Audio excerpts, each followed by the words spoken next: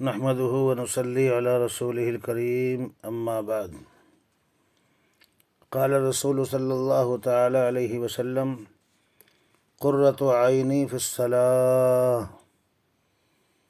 محترم دوستوں اور بزرگوں، شافع محشر، ساقی کوثر، امام الانبیاء، سید الانبیاء، محبوب کبریا، خلاصہ کائنات، محسن انسانیت محمد عربی صلی اللہ تعالی علیہ وآلہ وسلم کا فرمان مبارک میں نے آپ کے سامنے پیش کیا، جس میں شہنشاہ کونین فخر دو عالم صلی اللہ تعالی علیہ وآلہ وسلم ارشاد فرما رہے ہیں کہ میری آنکھوں کی ٹھنڈک نماز میں ہے، میری آنکھوں کی ٹھنڈک نماز میں ہے۔ اب جو امتی ہم سب کے آقا محمد عربی صلی اللہ تعالی علیہ وآلہ وسلم کو راحت، چین، سکون، عافیت اور آنکھوں کی ٹھنڈک عطا کرنا چاہتا ہو، وہ خشوع اور خضوع کے ساتھ 5 وقتہ نمازوں کو وقت کے اعتبار سے جماعت کی پابندی کے ساتھ ادا کرنے کی کوشش کرے۔ اس کو رسول اللہ صلی اللہ تعالی علیہ وآلہ وسلم کی محبت کا دعوے دار بننے کا حقدار کہا جا سکتا ہے۔ آج کے وقت میں ہم لوگ نماز سے بہت زیادہ غفلت برتتے ہیں اور حضور پاک علیہ الصلاۃ والسلام کی محبت کے حب کے دعوے کرتے ہیں، تو یہ ہمارے دعوے جھوٹے سمجھے جائیں گے، دھوکے بازی سمجھی جائے گی، ایک طرح کی دغا سمجھی جائے گی۔ محبوب جس کام کو کہے اور محب اس کام کو نہ کرے تو وہ محبت میں جھوٹا ہے، فراڈ ہے۔ اس لیے آج ہی سے نیت کر لیں، ارادہ کر لیں کہ آج کے بعد انشاءاللہ ثم انشاءاللہ دنیا کا کوئی کام رکے نہ رکے، ہو یا نہ ہو،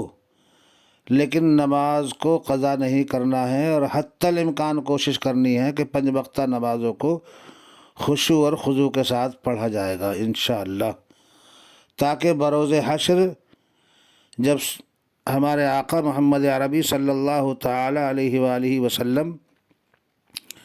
شفاعت فرما رہے ہوں تو کہیں خدا نہ خواستہ، اللہ نہ کرے، اللہ نہ کرے، اللہ نہ کرے، ہمارا شمار ان لوگوں میں نہ ہو جائے جن کو حضور پاک علیہ الصلاۃ والسلام کے پاس کھڑے ہوئے فرشتے دھتکار رہے ہوں گے، دھکے مار کر بھگا رہے ہوں گے حوض کوثر سے، کہ یہ لوگ آپ کے بعد آپ کی انہوں نے بات نہیں مانی ہے، یہ وہ لوگ ہیں، یہ آپ کے غدار ہیں، یہ آپ کے باغی ہیں۔ نبی پاک علیہ الصلاۃ والسلام بھی ارشاد فرمائیں گے کہ تم نے مجھے زحمت دی تھی، مجھے پریشانیاں دی تھیں، میری آنکھوں کی ٹھنڈک میں نماز میں بتا کے آیا تھا، لیکن تم نے نہ اپنے آپ کو کبھی ٹھنڈک پہنچائی اور نہ مجھے کبھی ٹھنڈک پہنچائی، اس لیے آج میں تمہاری شفاعت کرنے سے معذور ہوں۔ معاذ اللہ، استغفر اللہ، استغفر اللہ، استغفر اللہ، کہیں یہ الفاظ اگر ہمارے سامنے آ گئے تو ہماری آخرت خراب ہو جائے گی۔ تو دوستوں اور بزرگوں،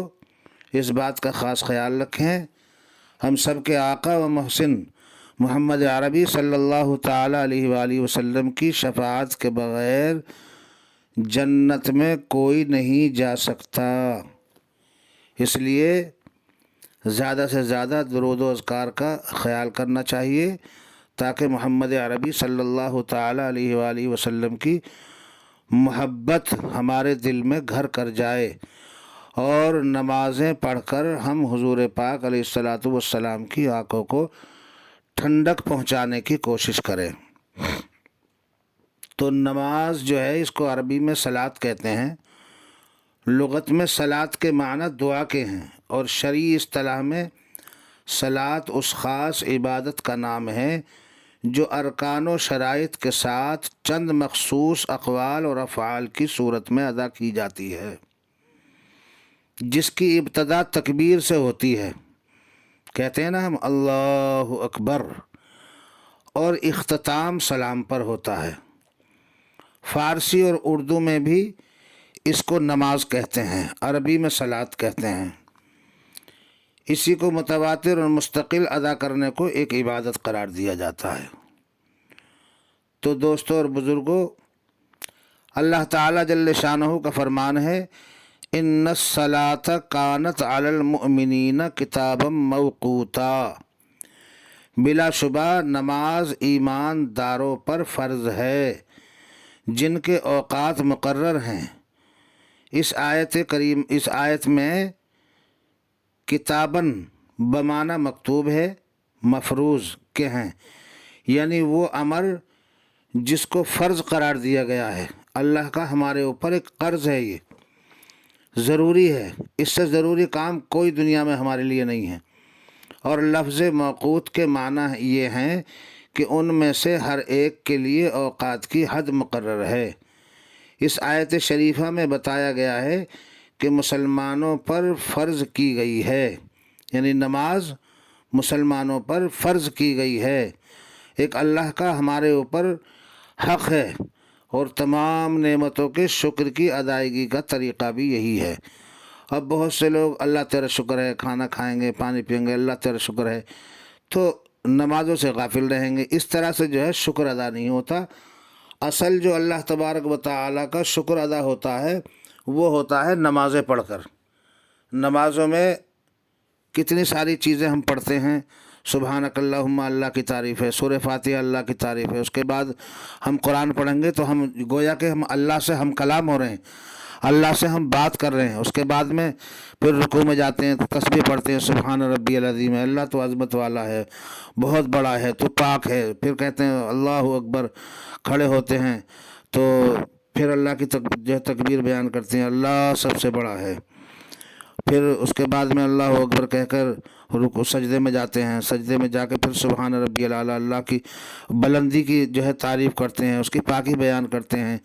پھر اس کے بعد میں 2 رکعت پہ بیٹھ جاتے ہیں، التحیات للہ والصلوات والطیبات پڑھتے ہیں، جو معراج کے اندر ہمارے آقا محمد عربی صلی اللہ تعالیٰ علیہ وآلہ وسلم نے ارشاد فرمایا تھا۔ بہرحال میں مختصراً یہ الفاظ ادا کر رہا ہوں، نماز کا ترجمہ تو میں ابھی نہیں بتا رہا ہوں، انشاءاللہ آگے چل کے بتاؤں گا۔ نماز کے فرائض، واجبات، سنن، غسل کا طریقہ، وضو کا طریقہ، اور کون سی نماز کس وقت میں پڑھی جاتی ہے، یہ ساری چیزیں انشاءاللہ ثم انشاءاللہ جیسے جیسے توفیق مجھے ملتی رہے گی ویسے ویسے روزانہ آپ تک پہنچانے کی کوشش کروں گا۔ فی الحال تو مجھے یہ عرض کرنا تھا کہ نماز جو ہے یہ اللہ کا ذکر ہے، اور کتنی ساری چیزیں اس میں پڑھی جاتی ہیں وہ میں نے آپ کو بتائی دی ہیں۔ تو جتنا زیادہ خشوع خضوع کے ساتھ اور اللہ کی طرف توجہ کے ساتھ ہم پڑھیں گے، اللہ تبارک و تعالی اتنا ہی ہمارے اوپر اپنا رحم اور کرم اور فضل فرمائے گا۔ تو دوستو بزرگوں، ان اوقات کا علم رسول اللہ علیہ الصلاۃ والسلام کو ہے۔ اللہ تبارک و تعالی نے انہیں حکم دیا ہے کہ اس باب میں اللہ تبارک و تعالی کی طرف سے جو کچھ ان پر نازل ہوا ہے وہ لوگوں کو بتا دیں، یعنی نماز کے بارے میں یا پوری مکمل طور سے شریعت جو ہے اللہ تبارک و تعالی نے نبی پاک علیہ الصلوۃ والسلام پر اتاری، نازل فرمائی۔ کچھ حدیث کی روشنی میں ہے، کچھ قرآن کی روشنی میں ہے۔ اس لیے جتنی بھی چیزیں آپ نے بیان فرمائی ہیں شرعی اعتبار سے، وہ تمام کی تمام اللہ کی طرف سے ہیں، اور اللہ تبارک و تعالی نے ہمارے لیے رسول بنا کر ان کو بھیجا تاکہ وہ ہم کو نصیحت کرے اور ہم کو ساری جو ہے شریعت پہ چلنے کی ترکیب اور قانون ساری چیزیں بتائیں۔ ممکن ہے کہ بعض لوگ کہیں گے کہ قرآن کریم سے تو صرف نماز کی فرضیت ثابت ہوتی ہے، اور اس کی تعداد کے 5 ہونے اور خاص طریقے سے ادا کیے جانے کی بابت قرآن کریم میں کوئی رہنمائی نہیں ملتی ہے۔ بہت سے لوگ کہتے ہیں کہ جی قرآن میں تو اس طرح سے ہے نہیں۔ بہرحال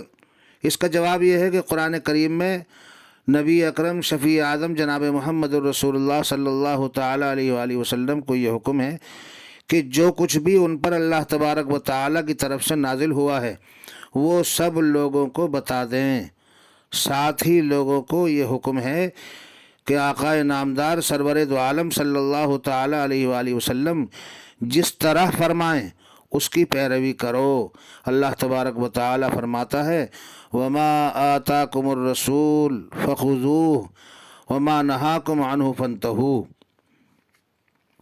جو کچھ رسالت مآب فخر دو عالم صلی اللہ تعالیٰ علیہ وآلہ وسلم کا ارشاد ہے اس پر عمل کرو، اور جس بات سے منع کیا گیا ہے اس سے باز رہو، رک جاؤ۔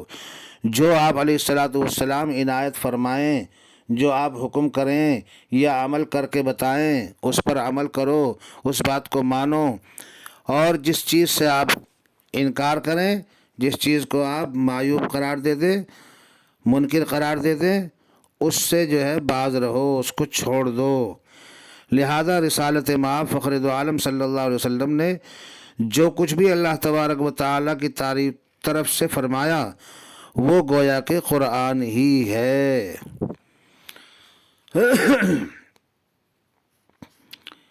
اللہ کے نبی علیہ الصلاۃ والسلام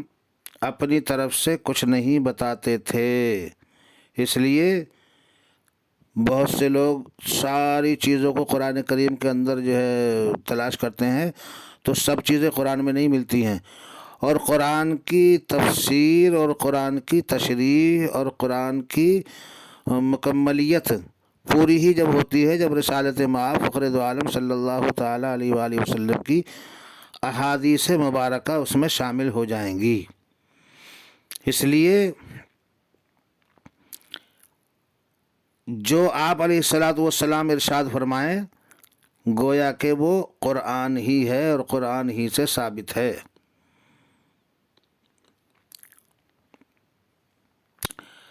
صحیح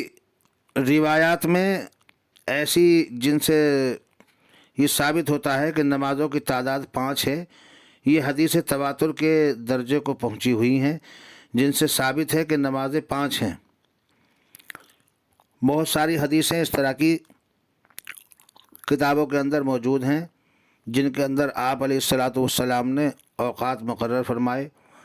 ان کے اوقات کی رعایت کرنا ہمارے لیے بہت ضروری ہے۔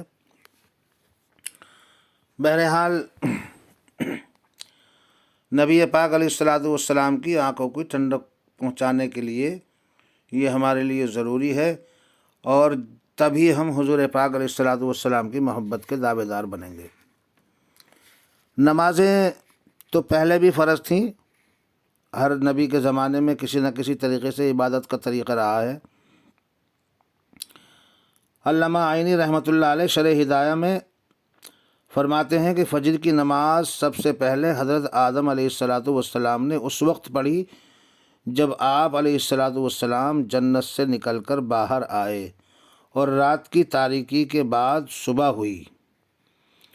اور ظہر کی نماز سب سے پہلے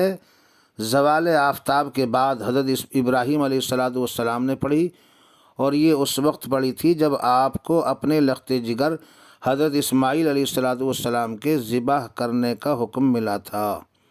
اور عصر کی نماز سب سے پہلے حضرت یونس علیہ الصلاۃ والسلام نے پڑھی جس وقت آپ مچھلی کے پیٹ سے صحیح سالم نکلے اور دوبارہ زندگی پائی، اور مغرب کی نماز بطور شکریہ حضرت عیسیٰ علیہ الصلاۃ والسلام نے سب سے پہلے ادا کی، اور عشاء کی نماز حضرت موسیٰ علیہ نبینا علیہ الصلاۃ والسلام نے اس وقت ادا کی جب آپ علیہ الصلاۃ والسلام مدین سے نکلے تھے، اور اب ہم سب مسلمانوں پر یہ 5 نمازیں فرض ہیں۔ اور جس طرح کی مشکلات یا جس طرح کے امتحانات ہمارے انبیاء علیہ الصلاۃ والسلام کے ساتھ آئے، یا ان کے ساتھ میں پریشانیاں آئیں، یا ان کے ساتھ میں امتحانات آئے اور انہوں نے اس وقت میں اللہ تبارک و تعالیٰ کا شکر ادا کرنے کے لیے یہ نمازیں پڑھیں،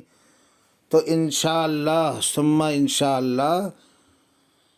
اگر ہم نمازوں کی پابندی کریں تو ہمارے اوپر نہ ایسے امتحان آئیں گے، نہ ایسی آزمائش آئیں گی، نہ ہمارے اوپر ایسے حالات آئیں گے۔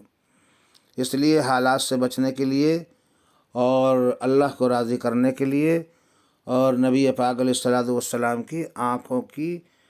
ٹھنڈک کا ذریعہ بننے کے لیے ہمیں نمازوں کا پڑھنا ضروری ہے۔ دعا فرمائیں اللہ تبارک و تعالی مجھے بھی، آپ سبھی حضرات کو بھی، تمام امت مسلمہ کو 5 وقتہ